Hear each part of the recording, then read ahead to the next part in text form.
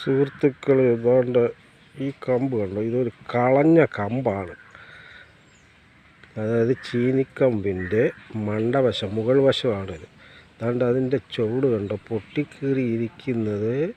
അതിൽ നിന്നൊരു 4-5 വേര്, പിന്നെ ഏതാണ്ട് ഇവിടെ തറയിൽ സ്പർശിച്ചിരുന്ന ഭാഗത്ത് നിന്നും വേരുകൾ ഇങ്ങനെ ഉണ്ടായിരിക്കുന്നു.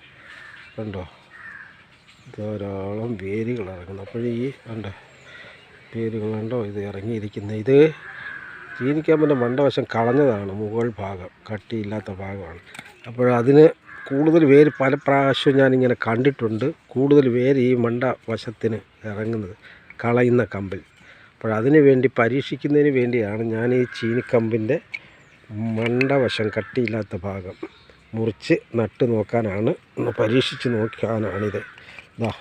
ഇത് ഈ കമ്പെല്ലാം ഒന്ന് നട്ട് നോക്കാനാണ്. ഇവിടെ നട്ട് വെച്ച് വേരിറക്കിയിട്ട് അത് പിന്നെ അതിൻ്റെ മുകൾ ഭാഗം കട്ട് ചെയ്ത് വേര് നടാനാണിത്. ഓക്കെ.